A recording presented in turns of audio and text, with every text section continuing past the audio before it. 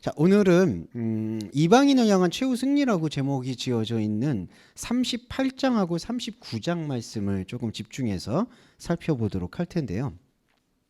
지금까지의 흐름에서 크게 벗어나지는 않습니다만 우리가 조금은 주목해서 보셔야 될 부분만 제가 집중해서 설명을 올리도록 하겠습니다. 38장 1절로 시작을 해보면 이제 계속 여호와의 말씀의 임재를 경험하게 됩니다. 이건 에스겔의 임재 경험만이 아니라 동시에 우리의 임재 경험임을 항상 좀 기억해 주시면 감사할 것 같아요. 그리고 이제 2절에 로스와 메섹과 두바랑 곡, 이제 이게 이제 그 페르시아 왕국의 어떤 그 지역들로 이제 언명이 되고 있어요. 그래서 이방의 국가로 언명이 되어 있는데 사실은 이게 뭐 로스와 메섹과 두발 왕이 되었든 다른 왕이 되었든 에스겔 말씀에서는 그게 크게 중요하지는 않습니다. 그러니까 이방에 있는 나라의 이름을 임의로 가져왔다. 이제 이렇게 생각을 하시면 좋겠어요.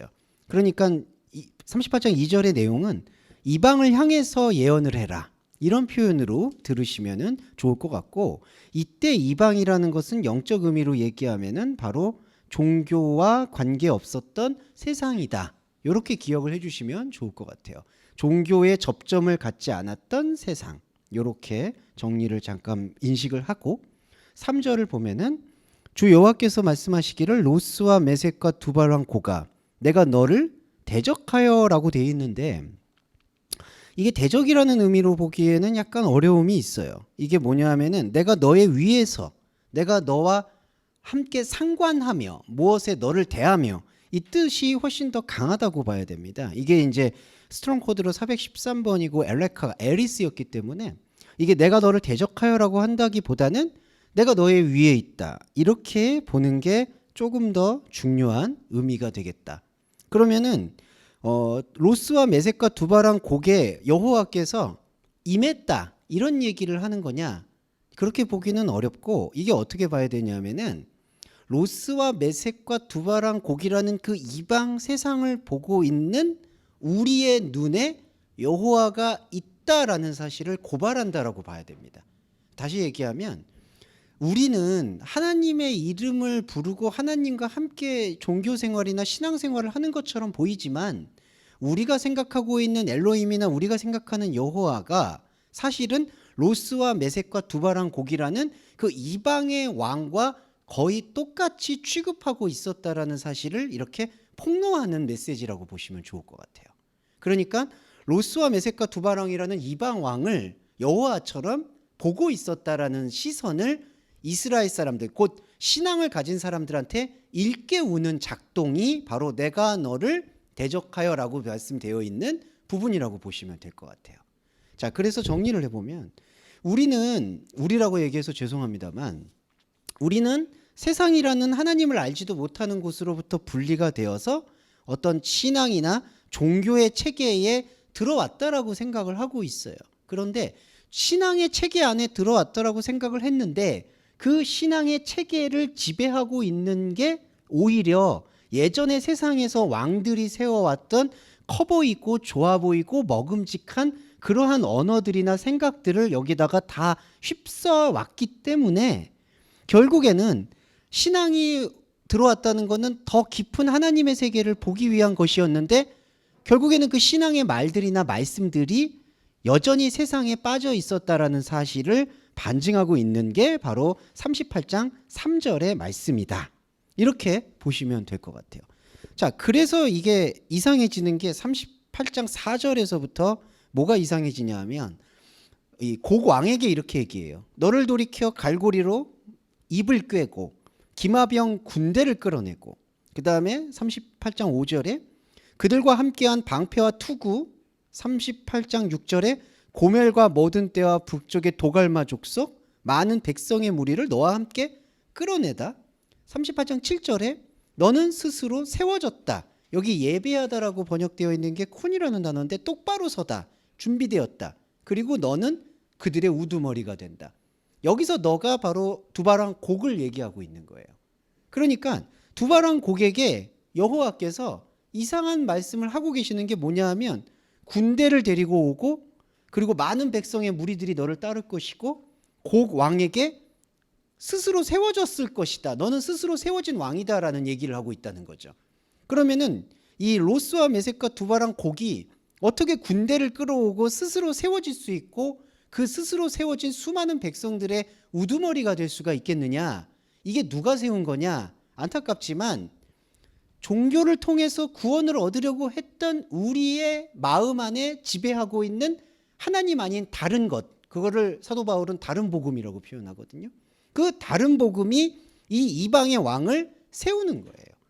그러니까 세상이 살기가 어렵고 세상이 고통스러워서 세상의 껍데기를 벗고 하나님을 찾기 위해서 하나님의 체계 안으로 들어왔다라고 생각했는데 하나님의 체계 안에서 하나님의 말씀을 보지 못하고 하나님의 말씀과는 다른 것들이 세워지고 있다라는 것을 여호와께서 에스겔 예언을 통해서 우리한테 전달해주고 있다라는 것이에요.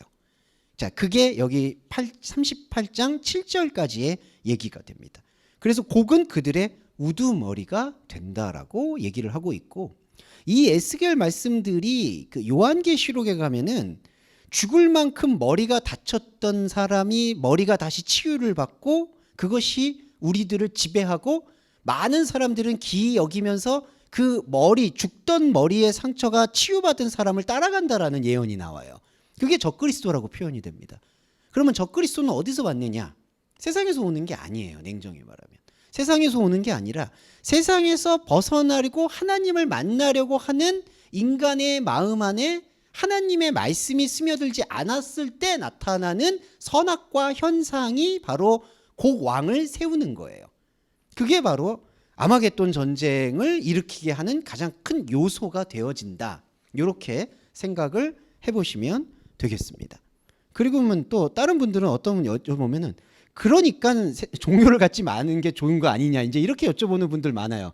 그러니까 굳이 세상에서 분리돼서 종교를 하니까 이렇게 곡 왕 같은 게 세워지는 거 아니냐 이렇게 물어보는데 그거는 전혀 개념이 달라요. 왜냐하면요, 자 종교에서 세상에서 종교로 분리되려고 하는 사람에게는 최소한의 이게 전쟁, 아마겟돈이니 뭐니 하는 감각이 있어요. 우리가 지금 말씀을 그것 때문에 볼 수 있는 거예요. 그런데 그 감각이 아예 없는 사람은 거기서부터 자유로운 거냐? 그게 아니라 더 깊은 노예 상태에 빠져 있다라는 것을 우리가 피해서는 안 됩니다.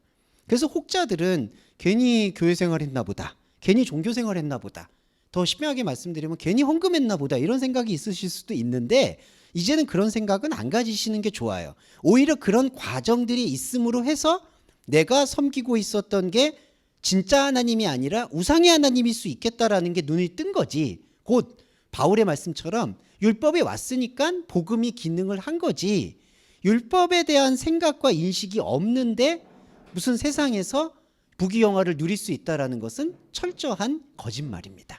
그래서 이제 그거는 한번 부연 설명을 드리기 위해서 말씀을 드렸어요. 안 그러면은 괜히 세상에서 종교로 와가지고 군대 일으키고 이렇게 그 곡 왕을 우두머리로 만든 거 아니냐라는 후회를 하시는 경우도 생기는데 그거는 전혀 신경 쓰실 요소가 아니다. 이렇게 꼭 말씀을 드리고 싶습니다. 그리고 또 하나 7절 가기 전에 언급했던 4절에 보시면 38장 4절에 여기 군대를 이끌어내다라는 단어가 있죠. 그 콜 헬레카 웰 오토와 웰 호체티, 제가 이 순서는 약간 섞여서 설명을 드렸는데 야차는 끌어내다라는 얘기인데요. 군대를 끌어내다라는 얘기는 제가 여기 프린터물에 생명과 새날을 시작하는 역설적 표현이라고 말씀드린 이유는 뭐냐 하면 이 군대가 나왔다라는 얘기는 좀 주목해 주시면 군대는 전쟁이 나타났을 때, 전쟁이 시작됐을 때 움직이는 조직이에요. 그런데 사실은 하나님을 믿는 사람들에게는 이 시작 자체가 전쟁이에요. 그런데 세상에 있는 사람들에게는, 흔히 이제 투박하게 말씀드려서 세상에 있는 사람들에게는 이게 전쟁이라는 것 자체를 인식을 못하고 있는 거예요. 그러니까 군인들이나 군대는 전쟁이 시작되는 그때 군대라는 게 정체성이 나오는 거거든요. 그런데 그게 아닌 사람, 이게 전쟁인지도 모르고 이게 싸워야 하는지도 모르고 이게 영적으로 어떻게 분리돼야 되는지도 모르는 사람들에게는 군대는 의미가 없어요. 그래서 여기 제가 왜 군대를 끌어내는 이 여호와 말씀의 현상이 복음의 시작이다라고 말씀을 드렸던 이유는 비로소 내가 처음으로 아, 현상과 세상에 살고 있는 나로서는 하나님을 알 길도 없었고 알지도 못했고 알지도 못하면 어떤 불이익이 있었는지도 몰랐던 것. 어떤 불이익이죠? 지옥이에요, 아예. 그러니까 종교로 와서 자기 안에 우상도 깨야 되는데 그 단계마저 없었던 세상에 빠져 있는 상태는 그냥 꺼지지 않는 불에 있었던, 이게 전쟁인지, 누가 나를 지배하는지, 누가 나를 약탈하는지, 내가 어떻게 짐승처럼 사는지 그것조차 아예 감각을 완전히 몰살시킨 상태가 군대도 인식을 못했던 상태라는 거죠. 그런데 여기서 여호와께서 에스겔에게 우리와에게 말씀을 주셔서 내가 섬기고 있었던 내가 섬기고 있었던 여호와가 내가 그렇게 벗어나려고 했었던 세상의 왕과 똑같은 것이었구나라는 것을 일깨우는 이렇게 일깨워지는 생명 발견 자체가 군대라는 거예요. 차바. 이게 군대라는 뜻은 그렇기 때문에 내가 반드시 말씀으로 이것을 벗어나야 되는 것이구나라는 것에 이런 움직임이 느껴지게 되는 게 바로 군대이고, 그 군대라는 것이 우리 안에 자각이 되면 그것이 곧 바로 새로운 날, 하나님의 날의 시작이다라고 생각을 하시면 되겠습니다. 그래서 이거를 다시 계시록으로 끌어와서 말씀을 드리면, 곡과 마곡에서 아마겟돈 전쟁이 일어난다라는 것 자체는 무슨 세상에서 3차 대전이 일어난다든지 종말에 어떤 것이 일어난다든지, 이거는 공상과학 소설이고요.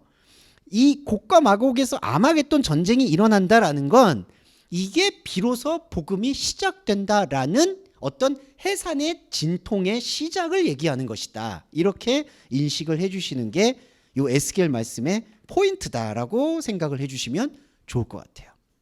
자, 전쟁이 시작이 됐어요. 우리 안에 이제 세상에서 종교에서 하나 발견. 이제 내가 종교로 들어왔지만 우상의 것을 섬기고 있었구나라는 걸 발견을 해요. 그 다음에는 뭐가 나타나냐면은 내가 지금까지 내버려 두고 있었던 하나님을 알고자 했었던 그 가능태라고 하죠. 하나님을 알고자 했었던 그 혼의 자리가 어떻게 방치되어 있는지가 확인이 돼요. 그게 뭐냐 하면은 8절에 보시면 이방에서 나와 다 평안히 거주한다. 이게 어떤 백성들이냐면은 소위 선민들이라고, 내가 구원을 받았구나라고 생각하는 사람들. 그렇게 생각하는 사람들의 상태가 바로 이방에서 나와 평안히 거주하는. 그리고 9절에 많은 백성이 광풍같이 이르고 구름같이 땅을 덮고, 그 다음에 또 뭐라고 하냐면은 이제 11절에, 그리고 11절에 보시면 성벽도 없고 문이나 빗장이 없어도 염려 없이 다 평안히 거주하는 백성들에게 나아가서 물건을 겁탈하고 노력하리라. 내 손을 들어서 황폐였다가 지금 사람이 거주하는 땅과 세상 중앙에 거주하는 백성을 치고자 할 때에, 그리고 13절 볼게요. 스바와 드단과 다시스의 상인과 부자들이 너가 뺏으러 왔느냐? 너가 무리를 모아 노력하고자 하느냐? 금과 은을 빼앗으며 짐승과 재물을 빼앗으며 물것을 약탈하고 가고자 하느냐? 그리고 38장 14절에 자, 지금 평안이라는 키워드로 계속 봐주세요. 고객에 말하기를, 주 여호와께서 말씀하시기를, 내 백성 이스라엘이 평안히 거주하는 날에 내가 어찌 그것을 알지 못하겠느냐. 15절에 북쪽 끝에서 많은 백성들이 군대와 함께 끌고 와서 16절에 구름이 땅을 덮음같이 내 백성 이스라엘을 치러 올 것이다 라고 스토리가 이어집니다. 자, 이게 이제 어떤 스토리냐면은 평안의 스토리예요. 평안의 스토리가 바로 사람을, 종교를 잡아먹는다라는 뜻입니다. 자, 평안이라는 거는 어떤 의미가 있냐면요, 내가 무언가 안정적으로 거주한다라는 뜻을 갖고 있어요.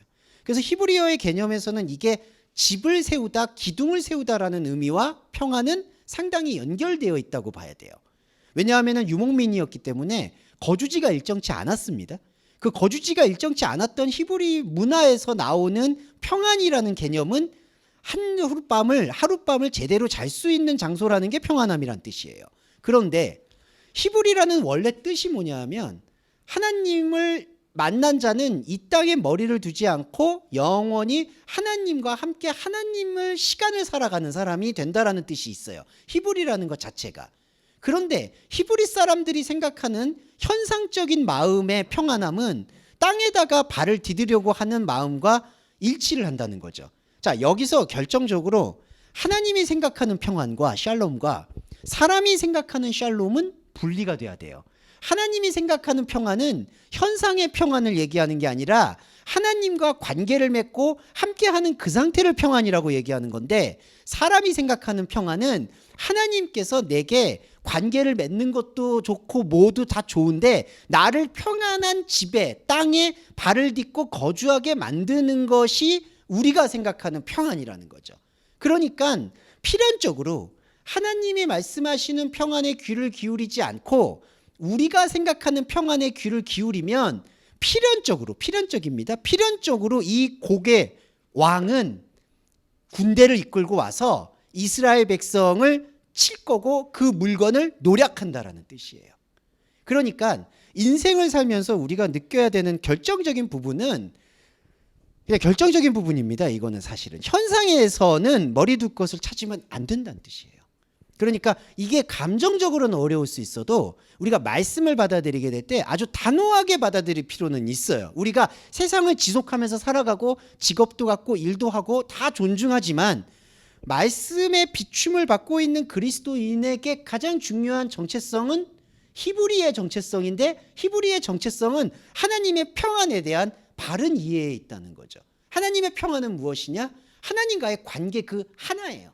사람은 관계를 맺으니까 평안하고, 관계를 맺으니까 복을 받고, 관계를 맺으니까 어떻게 돼? 그 결과에 집중을 하는 겁니다. 내가 하나님과 구원받은 백성으로서 어떤 관계를 맺었으니까 이렇게 삶에서 변화가 왔대더라, 이렇게 뭔가를 느꼈대더라. 그거는 부수적인 거예요. 저희가 비록 예배 끝에 배려의 기도도 하지만 그거를 전혀 무시하고 경멸하는 것도 절대로 아니지만, 우리가 진짜 기도해야 된다라고 한다면은 하나님의 평안을 알게 해달라는 기도가 우리의 궁극적인 기도가 돼야 된다는 거예요. 그래야지 이 곡 왕이 이렇게 난리를 치지 않는 거예요. 곡 왕이 왜 이렇게 15절과 16절에서 북방에서부터 능한 무리와 능한 군대와 큰 무리를 끌고 와서 구름이 땅을 덮음같이 백성 이스라엘을 칠 수 있을까요? 누가 이 자격을 줬을까요? 율법을 안 지켜서 이게 아니에요. 하나님에 대한 생각의 이해를 갖지 않는 상태가 필연적으로 곡 왕이라고 명칭되는 이방의 왕을 끌어올 수밖에 없다는 걸 설명을 하는 겁니다. 그래서 에스겔의 단호함은 어디에 있냐면은, 이거를 또 잘못 해석하시는 분들은 잘못이라고 저는 말씀드리고 싶은데, 이스라엘 백성들이 하나님을 제대로 섬기지 못하고 율법을 어기니까 하나님께서 세상의 왕을 들어 쓰셔서 이스라엘 백성들을 율법을 잘 지키도록 정신 차리라고 이방의 왕들에게 칼을 쥐어줬다라고 생각을 많이 하는 경향이 있어요. 그래서 심지어 한국의 몇몇 목사님들은 이런 설교도 하죠. 우리가 뭐 식민지 생활한 것도 하나님께서 우리 동방민족을 단련시키려고 이렇게 시련을 주신 거다. 근데 대동소이하게도요, 고난을 해석할 때 그런 설교들을 많이 하세요. 그리고 고난을 상담할 때도 그렇습니다. 하나님께서 당신을 더 큰 인물로 쓰시기 위해서 지금은 더 고난과 시련과 연단의 시간을 보내는 거다. 근데 여러분, 이게 인간의 혼적인 감성으로는 달콤한 메시지예요. 왜냐하면 내가 미래에 가면은 훨씬 더 하나님께서 높은 상급 혹은 현상에서 높은 것을 주시기 위해서 내가 지금 여기를 견디는구나. 사람은 사실은 어려울 때 그렇게 견디는 법이거든요. 근데 그게 죄송한 말인데 가장 큰 복음의 현혹이 돼요. 하나님은 그렇게 그런 미래, 인간의 시간의 미래를 보장해주고 내가 더 많은 걸 줄게, 보상해줄게 하는 그런 프레임에 묶이지 않아요. 하나님 언약은 그게 아니에요. 하나님이 원하시는 바는 그렇게 생각하는 우리의 고리를 끊어내야지 이 북에서부터 올라오는 이 군대가 소멸이 된다라고 선포를 하시는 거예요. 그 기대를 버리라는 거예요. 기대를 버리고 하나님을 기다리라는 거예요. 이 기다리라는 게 뭐 언제 오시겠지 이게 아니라 내 안에 계신 하나님의 말씀을 찾으라는 뜻입니다. 그래서 이게 결정적으로 십계명의 제1계명을 지키는 자세인데, 나 외에 다른 신을 섬기지 않으려면은 내가 땅의 뿌리를 받고 있는 이 땅의 언어, 하나님 언어가 아닌 땅의 생각, 이 땅의 생각에 대해서 이 땅의 생각은 하나님 생각이 아니다라는 말씀의 선포를 내 자신에게 스스로 선포를 해주는 거예요. 이게 다른 신을 섬기지 않는 유일무이한 방법이다. 그러면 내 안에 뭐가 있죠? 그리스도가 계십니다. 그리스도와의 관계성만이 중요한 거예요. 그 이후는 우리의 몫이 아닙니다. 그 이후는 우리의 현상이 아니에요. 그것은 이제 하나님께서 움직이게 되는 현상이 되어진다. 이렇게 말씀을 드릴 수 있을 것 같아요. 예, 이게 이제 38장에서 강렬하게 나타나는 거고, 38장 19절 프린터는 다음 장으로 잠깐 보시면 이제 이게 이제 포인트가 되는데요. 우리가 이제 말씀을 볼 때 한 가지 단어들이 나오면 그거에 대해서 한 가지 적용만 하게 되는 경우가 있는데, 구약에서의 히브리어는 그렇게 적용하면 곤란합니다. 무슨 뜻이냐면, 자, 하나님께서 스스로 질투와 맹렬한 노여움으로 말했다라고 얘기할 때 이제 베키니티, 이게 질투식이라는 히브리어인데, 이게 어떤 때에는 두 가지 의미로 쓰일 때가 있어요. 나는 질투의 하나님이다 이렇게 표현할 때에는요, 그게 어떤 의미냐면은 나는 다른 대상을 보지 않고 너하고만 상관을 하겠다라는 약속의 표현을 할 때 질투의 하나님이라는 단어를 쓸 때가 있습니다. 자, 그런데 38장 19절 같은 경우에서는 뒤에 질투만 쓰인 게 아니라 맹렬한 불이라는 그 베에쉬 에베러티가 함께 쓰여요. 맹렬한 노여움. 자, 이렇게 질투, 투기와 질투와 맹렬한 노여움이 같이 쓰일 때에는 나는 질투하는 하나님, 나는 너만 보겠다라는 그 표현이 아니라 우리가 가지고 있는 하나님에 대한 욕망을 표현할 때, 욕망을 드러낼 때 이렇게 표현을 하는 거예요. 내가 질투와 맹렬한 노여움으로 말했다. 이건 무슨 뜻이냐면 여호와 하나님이 이렇게 말했다는 의미가 아니라 우리가 하나님을 질투와 맹렬한 노여움으로 대하고 있었다라는 사실을 하나님께서 말씀을 통해서 드러내신다는 거죠.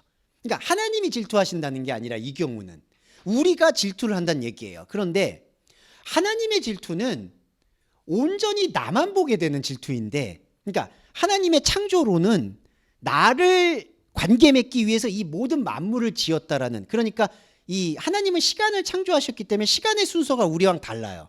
우리는 우주 문자와 만물을 짓고 지구를 짓고 우리를 짓고 이렇게 가는 게 크로노스적 생각이지만, 하나님은 크로노스와 카리오스가 통합적 존재이기 때문에 그분은 만약에 그러니까 권사님을 짓고 권사님과의 약속에 대한 언약을 펼치고 그 다음에 만물을 지었다는 거죠. 순서가 그렇게 돼요. 그래서 바울이 만물 안에 만물이라고 표현을 하는 거예요. 자, 그런데 하나님의 질투는 그렇기 때문에 1대1의 관계, 독생자의 관계, 유일한 관계를 얘기하고 있는데, 우리의 질투는 뭐냐? 안타깝게도 대상으로부터의 우월감인 거예요.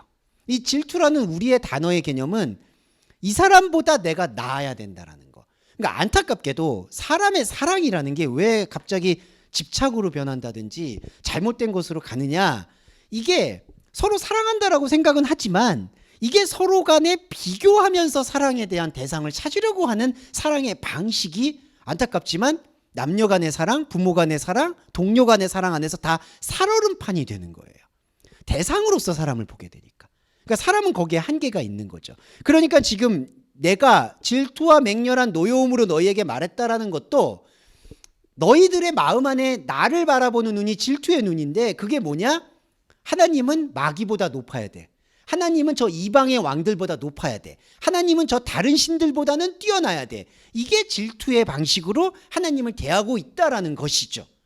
이러면 하나님과의 관계는 이루어지지 않습니다. 하나님은 그렇게 원하는 게 아니에요. 그래서 하나님께서는 우리들이 당연하게 생각하는 질문을 당연하게 생각을 안 하세요. 예를테면 이순신 장군은 구원을 받았습니까? 안 받았습니까? 우리들 그거 되게 궁금하잖아요. 아, 저렇게 선한 일을 하셨는데 그럼 저런 분은 구원 받습니까? 안 받습니까? 뭐 이런 질문이라든지, 그리고 여러 가지 문제들, 왜 세상은 이렇게 막 아무 죄도 없는 사람들이 이렇게 고통을 받습니까? 라든지. 근데 그런 질문에 대해서 하나님이 이상하게 말씀을 잘 안 하세요. 보면 저는 그 이유에 대해서 예전에 상당히 불만이 많았지만 이젠 어렴풋이 느끼겠는 게, 하나님은 대화의 대상이 나 혼자이기 때문에 그 문제에 대해서, 타인의 문제에 대해서 어떤 답을 해주지 못하시는 거예요.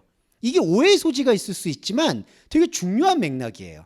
하나님과 우리와의 관계의 질투라는 것은 우리와의 완전한 합일이에요. 하나예요. 그런데 사람은 그런 합일의 지점보다는 저 대상과 나의 관계에서 저 대상이 어떻게 되는데 그럼 나는 뭡니까? 저 대상과 함께 했을 때 그럼 나는 뭡니까? 항상 이런 외부의 관계의 문제를 끌고 와서 하나님과의 관계를 설정하고 거기서 뭔가 만족감이나 답을 얻으려고 한다는 거죠. 그게 인간이 갖고 있는 질투와 맹렬한 노여움이에요. 그런데 이거에 대해서 처음으로 균열이 일어나는 게 바로 말씀을 듣는 날, 그날의 지진이 이스라엘 땅에 일어난다. 이게 마태복음 24장 그리고 요한계시록에서의 3분의 1이 태워진다라고 번역되어 있는 땅의 지진을 얘기하는 거예요. 그러면 이 땅의 지진은 무엇이냐? 바로 우리 마음의, 레부라고 말하는 히브리어 마음인 레부의 처음이자 마지막으로 말씀으로 인해서 균열이 일어나는 게 바로 영적 지진입니다. 그래서 이 영적 지진이 바로 군대하고 동일하다고 보셔야 돼요. 군대라는 건 비로소 내가 흔들려야 되는 거였구나.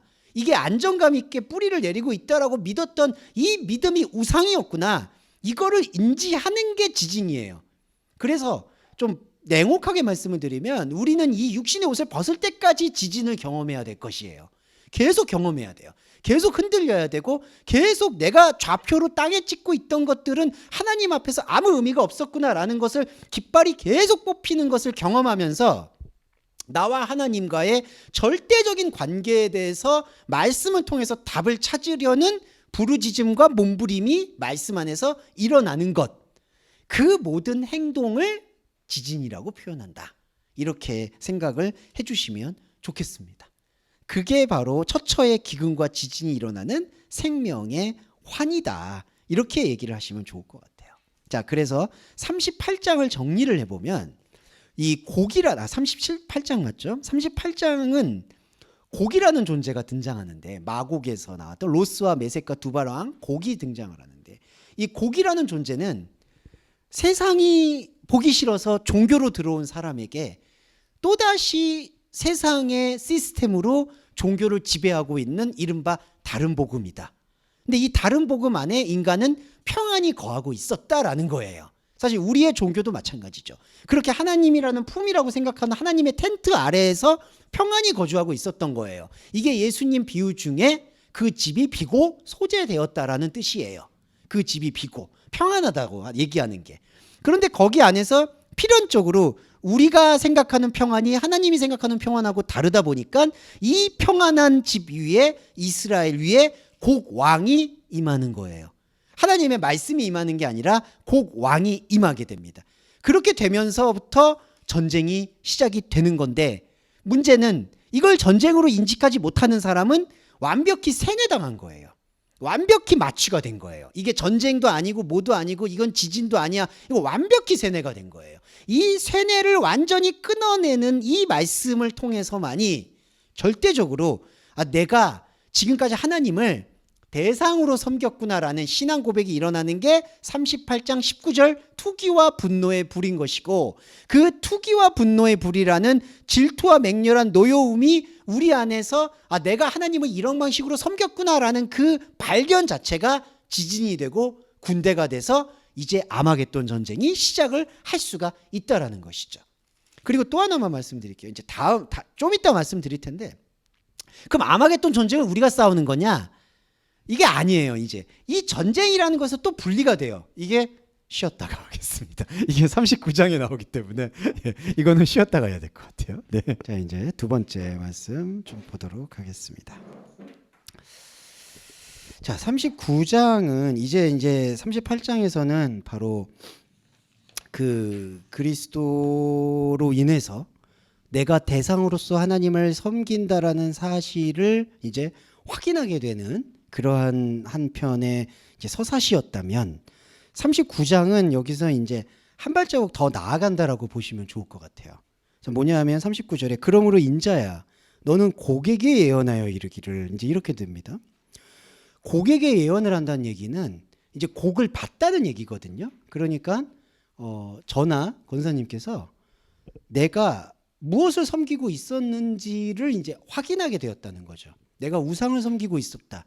더 쉽게 말씀드려서 내 자신이 다른 신이었구나. 그 다른 신이었다라는 사실을 깨우치게 되는 게 이 내가 섬기고 있었던 대상을 분리시키는 행동이에요. 그래서 곡이 보이는 거예요. 그게 바로 39장 1절에 그러므로 인자야 너는 고객에 예언해라. 곡이 보이니까 예언을 할 수가 있는 거예요. 지금 감히 말씀드리면 저희가 이 시간을 통과하니까 이제 곡이 드러난 거라고 볼 수가 있는 거죠. 그래서 곡이 드러나서 로스와 메섹과 두바랑 고가 내가 너를 대적하여 라고 했는데 이제 이것도 대적이 아니라 너의 위에서 이제 너의 위로 덮을 것이다 라고 표현이 되면서 뭐가 되어지냐면은 39장 3절하고 4절에 4절 볼게요. 너와 내 모든 무리와 너와 함께 있는 백성이 다 이스라엘 산 위에 엎드려지리라. 지금 뭐냐면 곡 왕을 예언하고 있는 거예요. 곡 왕의 백성들까지. 그리고 39장 3절에 너의 활을 쳐서 손에서 떨어뜨리고 너의 화살을 너의 손에서 떨어뜨린다. 떨어뜨리고 떨어뜨린다라고 하는데 이게 뭐냐면은 화살이거든요. 화살이라는 것은 무엇을 뜻하냐 하면은 바로 인간의 그 충동, 경향, 방향을 얘기합니다. 지향성을 얘기해요. 이 활이라는 게. 근데 인간의 지향성이 떨어진다. 지금 인간의 지향성이 지금 곡에게 사실은 소유를 인간이 하나님의 말씀을 듣지 못할 때 이걸 빼앗겼었거든요. 그러니까 곡이 나를 지배하면서 내가 가야 할 길들을 다 그 활, 그거를 다 움켜쥐고 있었던 거예요. 그런데 하나님의 말씀으로 인해서 곡이라는 존재를 나에게서 분리를 시키고 그 곡이 쏘고 있는 이 활이 나를 향하고 있지 못하다, 하나님을 향하고 있지 못하다라는 사실을 엄숙하게 선포를 하는 행위가 39장 3절에 손에서 떨어뜨린다는 얘기예요. 예. 그러니까 우리가 자, 곡하고 내가 붙어 있을 때에는 똑같이 곡하고 내가 같은 방향의 활을 쏘고 있었던 거예요. 이게. 그러니까 이게 바로 하마르티아 상태거든요. 하마르티아라는 죄라는 뜻이 관역이 완전히 다른 관역에다가 활을 쏘고 있는 상태를 하마르티아 죄라고 얘기를 해요. 그러니까 곡하고 내가 붙어버렸으니까 이 세상이라는 뜻과 거기에 내가 종교라는 게 완전히 다 들러붙어서 엉켜붙어 있다 보니까 아무리 활을 쏴도 하나님의 관역이 아니고 하나님의 영역이 아닌 세상의 영역을 향해서 자꾸 활을 쏜 거예요. 그러니까 세상과 부대끼든 세상과 잘 어울리든 이게 다 안타깝지만 똑같다는 거죠. 그러니까 아무리 종교적으로 열심히 신앙생활을 해서 나는 세상으로부터 벗어나야 돼라고 발버둥을 쳐도 그냥 그 나물의 그 밥이었다는 거예요. 세상에서 열심히 살든 세상에서 벗어나려고 노력하든 이 관역 자체가 다르니까. 그런데 곡을 분리하고 나니까 곡이 쏘고 있는 활이 내가 바라보고 있는 하나님과의 관계와 아무 상관이 없다라는 걸 선포하는 게 3절 말씀인 거예요. 떨어뜨리고 떨어뜨리고 4절에 이스라엘 산 위에 엎드려진다. 산 위에 엎드려진다는 건요, 바로 소멸을 얘기하는 겁니다. 하나님의 산은 이렇게 눈에 보이는 산이 아니에요. 말씀으로 하나님과 함께 거주하는 상태예요. 하나님과 거주하는 상태에서는 곡이라고 얘기하고 있는 곡의 모든 활동성이 다 엎드려지는 거예요. 이게 완전한 소멸입니다. 그리고 이 완전한 소멸이 놀랍게도 지금 이 시간 경험이 돼야 되는 거예요. 나중에 유기옷을 벗고 경험되는 게 아니라 지금 이 시간 그냥 말씀으로 경험되어지는 거예요. 그리고 또 하나, 저는 말씀으로 경험이 됐는데 현상으로 안 변했어요 라는 그 질문을 지우는 거예요. 네. 그 질문을 지워야 돼요. 자꾸 세상 거 다 지워졌어, 난 이제 세상이 안 보여, 그러면 또 그걸 현상으로 입증하려고 한다는 거죠. 나 이제 가족도 안 보이고 직장도 안 보이고 나는 이제 자유인이야. 그래서 실제로 정말 뭐 MBN 프로 같은 데 보면 자연인이다 해가지고 정말 자연으로 들어가시죠. 뭐 자연인, 저는 자연이 왜 좋은지 죄송한데 자연에 삼시세끼 해먹기도 힘든데 거기 왜 들어가는지 모르겠어요. 그럴 때는 문명을 좀 아파트를 이용하고 문명의 이기를 이용하면 좋겠는데 굳이 자연을, 뭐 자연이 좋으니까 물론.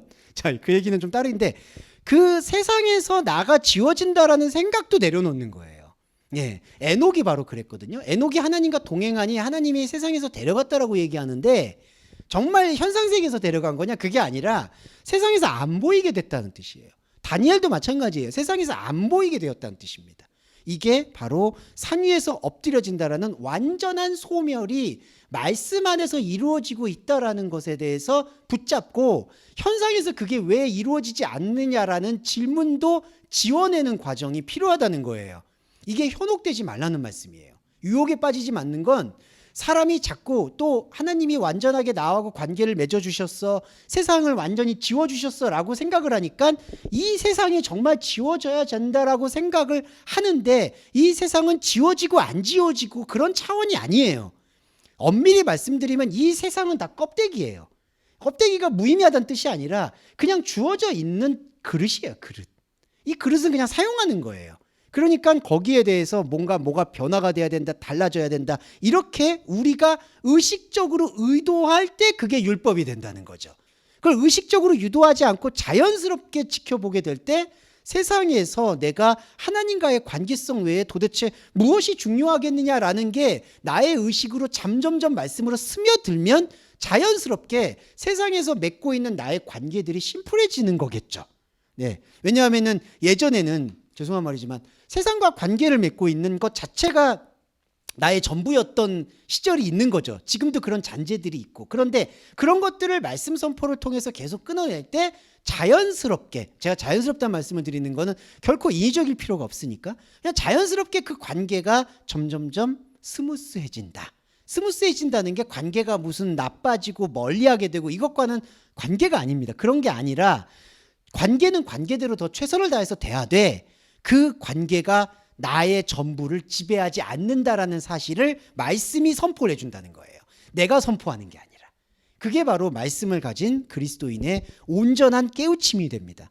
이 온전한 깨우침이 놀랍게도 39장 7절에 내가 내 거룩한 이름 내 거룩한 이름을 내 백성 이스라엘 가운데 알게 하여 다시는 내 거룩한 이름을 더럽히지 않을 것이다. 이렇게 표현을 해요. 자, 여기서 우리가 온전히 봐야 되는 게 이제 베로 아헬, 더럽히지 않는다. 더럽히지 않는다는 뜻은요, 궁극적인 게 관계를 맺지 않게 되면 거룩해져요. 그러니까 더럽혀지지 않아요. 무슨 뜻이냐? 사람이 생각할 때 더럽혀지지 않는다는 건 대상들이 보고 있는데 내가 옷이 깨끗하고 내가 행실이 발라서 타인이 볼 때 내가 더럽지 않다는 걸로 생각을 하는 거예요. 아까 질투하고 똑같아요. 사람이 생각할 때 순결하다, 순수하다, 더럽지 않다는 건 타인이 봤을 때 더럽지 않다라고 생각하는 거. 그런데 그건 타인의 눈이잖아요. 근데 하나님이 생각할 때 나의 이름이 거룩하게 되고 더럽혀지지 않는다는 건 더 이상 그런 타인의 관계와 상관이 없게 되는 상태가 더럽혀지지 않는 거예요. 그게 정결이에요.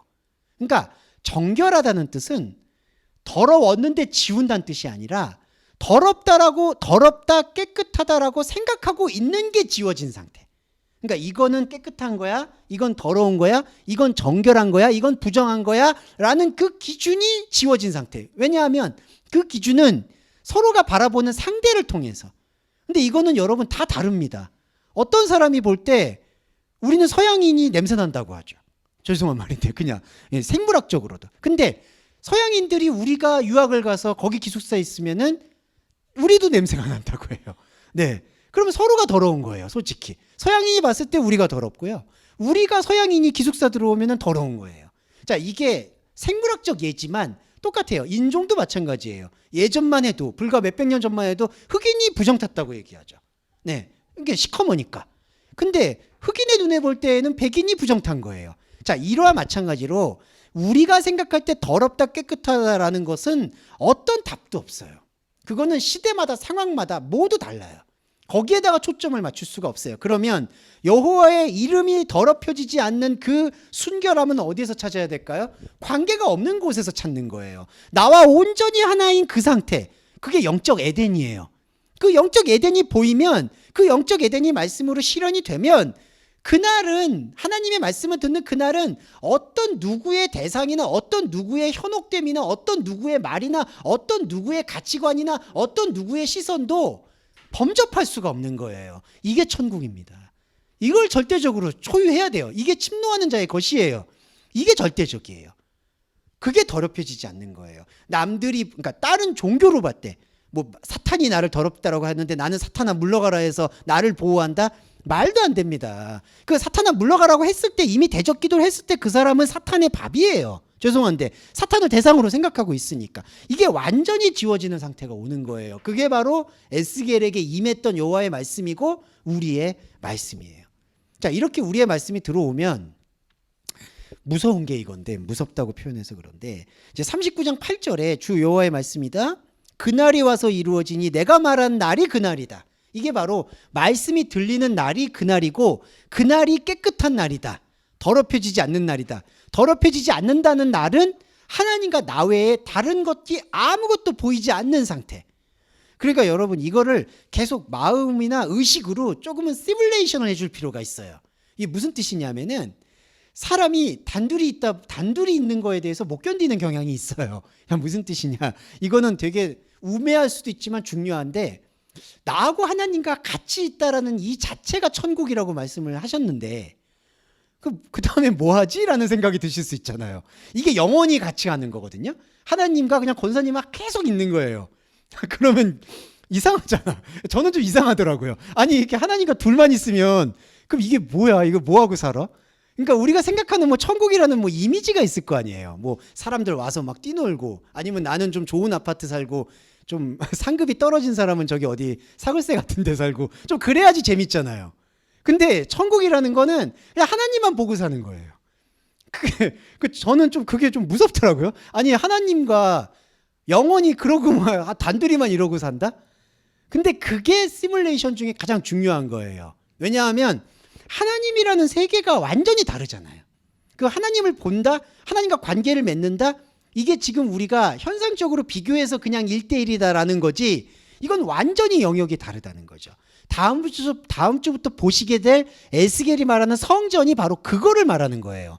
하나님과 나와 단둘이 있는데, 이 단둘이 있는 이 카이로스의 시간성이 어떻게 우리를 펼쳐내고 이게 어떻게 하나님 나라라고 말할 수 있는지에 대해서 구구절절 설명하는 게 40장 이후부터라는 거죠. 그게 바로 하나님과 나와의 온전한 거룩함, 그거를 회복하는 날이다. 그게 바로 이 날이다라고 말씀드릴 수 있겠고, 이게 조금 안타까운 건데, 안타까운 거 요 5분만 더 말씀드리고 할게요.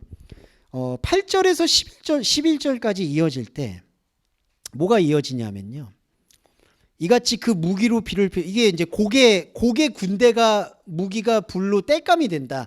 그러니까 이제 더 이상 무기가 필요 없어진다. 뭐 그런 얘기를 하고 있는 건데요. 10절하고 11절에 그날에 내가 곡을 위하여 이스라엘 땅 11절에 동쪽 사람이 통행하는 골짜기를 매장지로 주리니, 고개 백성들이 죽은 시체들의 매장지가 동쪽 사람들이 통행하는 골짜기라고 말을 합니다. 이 동쪽이라는 게 뭐죠? 해가 뜨고 지는 인간의 시간을 말하는 거예요. 에스겔 말씀에서 제일 좀 힘들 수 있는 부분이지만 중요하게 인식을 하셔야 될 게, 내 인생에서 해가 뜨고 지면서 하고 있는 모든 것들이 고개 시체처럼 쌓일 것이다라는 예언이에요. 이게 감당하기가 조금은 어려울 수가 있는 건데, 이게 복음의 절정이기는 해요. 뭐냐?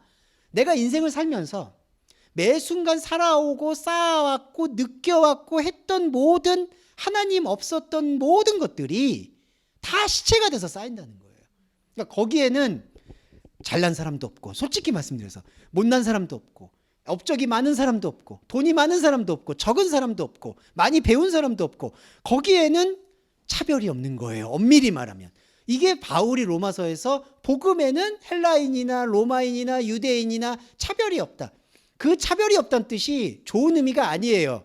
좋은 의미가 아니라 그냥 허무한 의미예요. 솔직히 다 시체예요. 다 시체. 예, 이걸 한번 상상해 보시면, 사실 이렇게 되면은 우리가 솔직히 인간적으로 왜 살아야 되는지 모르겠어. 이게 솔직히 이거는 대면을 좀 하셔야 돼요. 이거는 피할 수가 없어요. 그냥 시체 덩어리야, 시체 덩어리.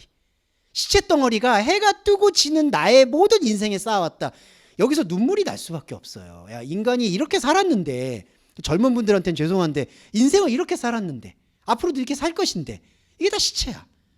근데 에스겔이 그런 거에 대해서 뭐 이게 여지를 안 줘요. 뭐 그러니까 에레미야는요. 제가 그래서 또 에레미야를 또 좋아하기도 하는 게, 이렇게 얘기하면서도 그래도 하나님이 이렇게 우리의 시체의 삶을 다독이시면서 가는 거야. 인생은 그런 거야. 힘내. 에레미야는 약간 그런 스타일인데, 에스겔은 사람이 너무 냉정해. 그냥 이렇게 시체가 쌓일 것이니 이러고 끝나요. 뭐 말이 없어 그 다음에. 근데 이걸 감당해야 돼요, 우리가.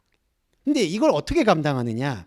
반대급부가 아니라, 아, 인생은 원래 이런 것이구나라는 게 이게 다른 종교로 넘어가게 되는 그냥 허무한 거구나, 인생은 이런 거구나, 공술의 공격, 이게 아니라 이걸 또렷하게 인식하고 버틸 수 있는 생명이 내 안에서 지금 샘솟고 있다라는 게 동시작용이라는 거죠.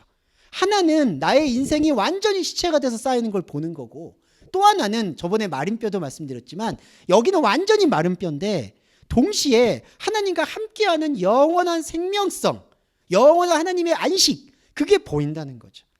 그게 보이는 게 절정의 하나님 감각이에요. 그래서 우리가 하나님을 체험한다, 하나님의 말씀을 듣는다, 이게 왜 절대적으로 중요하냐면요, 복음은 이거의 싸움이기 때문이에요. 무슨 말씀이냐면, 자, 우리가 잘못된 종교라고 말씀드릴게요. 그냥 단언컨대 잘못된 종교 생활을 하게 되면 이 시체라는 걸 부정을 하고 이 시체 더미에서 뭔가 하나님 이름을 막 이렇게 새기려고 하는 거예요. 문신 새기듯이 죽은 시체에다가.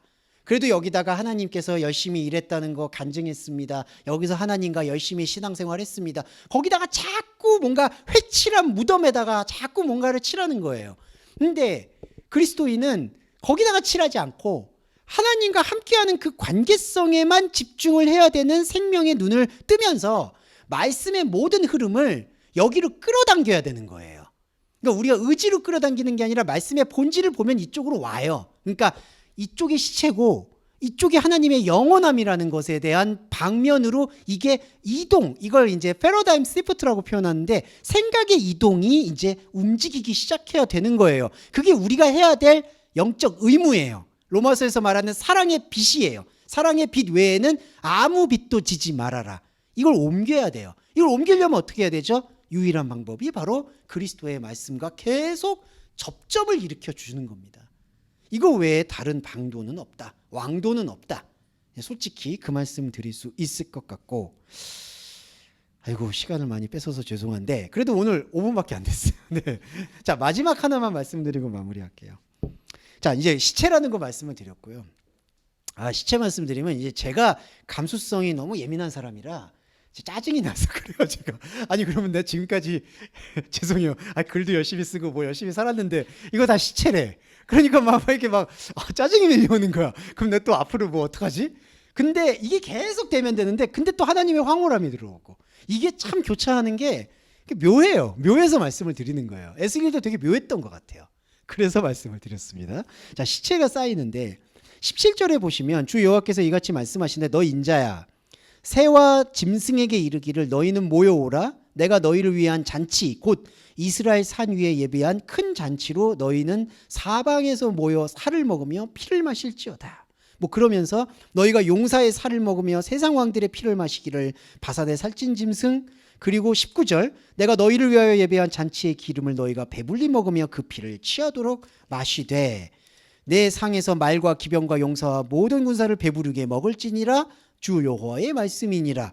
이 17절에서부터 20절 말씀에 가장 큰 오해가 뭐냐 하면요, 이게 어떤 거냐면요, 너희들이 이방의 왕들을 다 싸워 무찔러 이기고 그들이 말하는 그들의 노략물들을 먹고 마시며 그들의 피에 취할 것이다, 이렇게 이해를 하는 경향이 있는데, 그게 아니라 이게 시체인 너의 모습이다라는 걸 보여주는 거예요. 예. 이게 예비한 큰 잔치라고 되어 있는데요, 17절에 이 잔치라는 단어는 제바흐라는 단어가 쓰여서 이게 희생제사라는 뜻입니다. 그러니까 잔치라고 엄밀히 말하면 안 돼요. 예비한 큰 제물이라고 봐야 돼요. 그런데 제물은요, 본질적으로 하나님은 우리에게, 여러분 자신에게 제물을 요구하지 않아요. 이게 무슨 뜻이냐, 아벨의 양이 있죠. 카인과 반대로. 근데 아벨은 아벨과 양이 동격이에요. 그러니까 결국 아벨은 아무것도 드리지 않았다는 얘기예요. 자기 자신의 존재를 노출시켰다는 뜻입니다. 아벨이라는 게 헤벨, 허무하다는 뜻이거든요. 텅 비었다는 뜻입니다. 아무것도 없음을 고백한 게 하나님 앞에 산제사예요.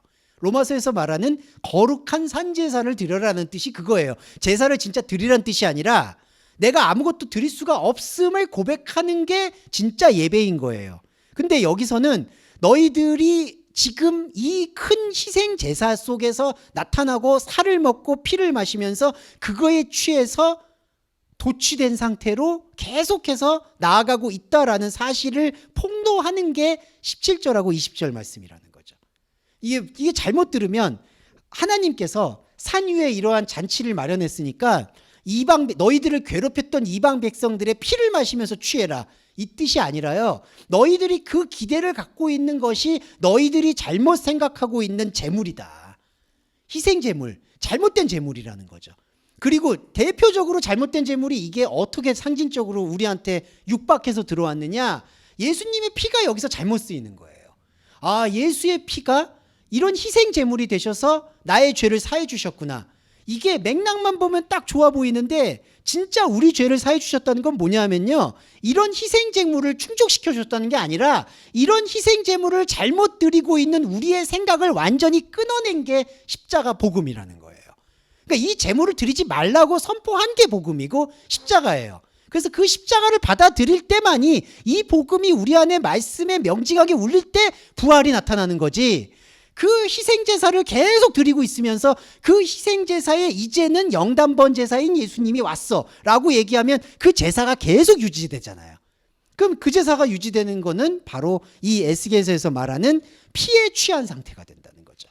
말씀에 취한 게 아니라 이방인의 피에 취한 상태, 노아가 포도농사 짓고 취한 상태, 바로 그 상태밖에 안 된다는 겁니다. 그래서 22절에 그날 이후에 이스라엘 족속들은 내가 여호와 자기들의 하나님인 줄 안다. 그날 이후라는 게 이게 메타 용법이라고 해서, 아, 이러한 의미들, 내 인생과 이방은 골짜기 시체였고 나의 인생은 모든 것이 시체로 돌아가지만 나와 하나님과의 영원의 관계 속에서는 누구도 범접할 수 없는 하나님과의 더럽히지 않는 이름이 생명책에 심겨져 있고, 그 생명책에 심겨져 있는 나는 더 이상 율법의 제사를 드리지 않겠다라는 영적인 눈이 뜨게 되는 거, 그게 여호와의 영이 쏟아지는 거예요. 29절에 여러 민족, 여기 29절에 넘어가서 이 마지막 볼게요.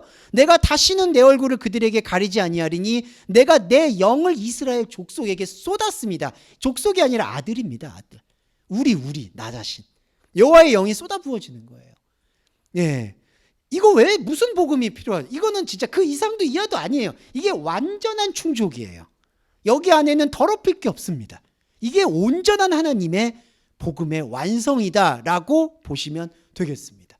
그런데 다음 주 저희가 봐야 될 게 뭐냐면, 다음 주 예고편을 드리면 에스겔도 지친 거야. 이게 무슨 말이냐, 아까 말씀드렸던 하나님과 유일하게 가는 게 도대체 무슨 낙이 있으며, 아니 진짜 저하고 똑같은 아마 질문일 거예요. 아니 그냥 둘이 무슨 흙 파먹고 살 것도 아니고, 죄송한데 사랑하는 연인도 한 달 보는데 그냥 맨날 얼굴 봐봐, 이게 좀 이상하지 않을까요?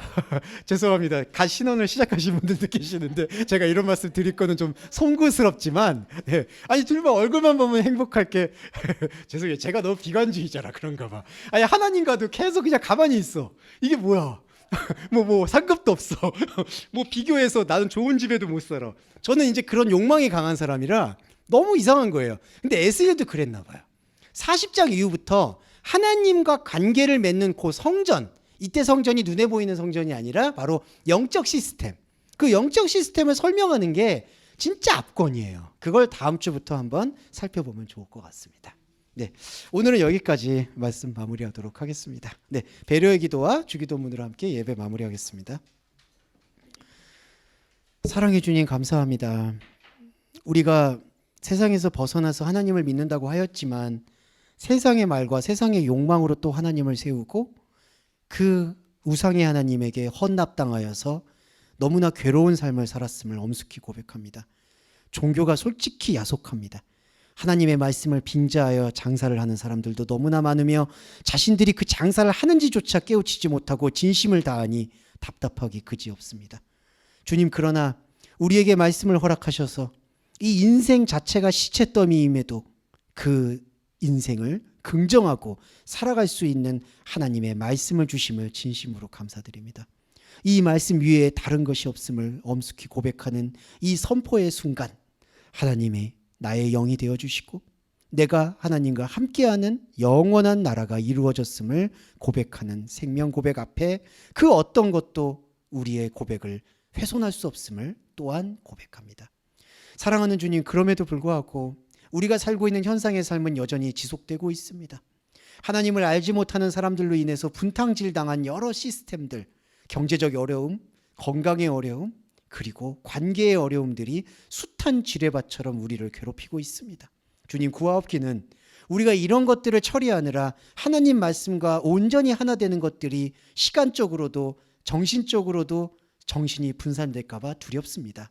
구하옵기는 배려해 주셔서 관계의 어려움, 경제적인 어려움, 그리고 몸의 건강을 잘 붙들고 수명을 다할 때까지 건강을 잘 유지하면서 하나님 말씀을 온전하고 또렷한 정신으로 느낄 수 있도록 축복해 주시기를 간절히 바랍니다.